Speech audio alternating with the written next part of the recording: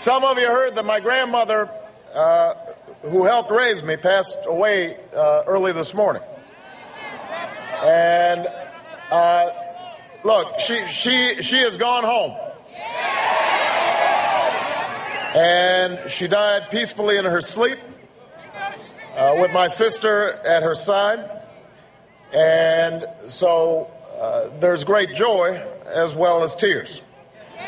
I'm not going to talk about it too long because it's hard to talk about.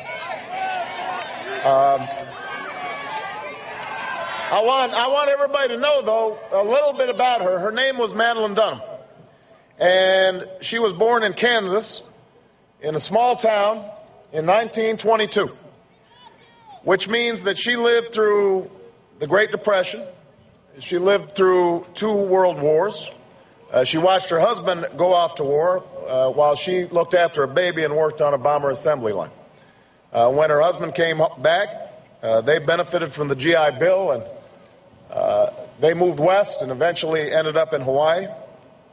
And she was somebody who was a very humble person and a very plain-spoken person.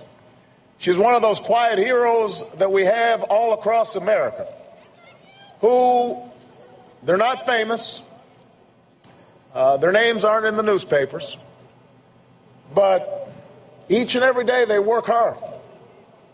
They look after their families. They sacrifice for their children and their grandchildren. They aren't seeking the limelight. All they try to do is just do the right thing. And in this crowd, there are a lot of quiet heroes like that. Mothers and fathers and grandparents who have worked hard and sacrificed all their lives.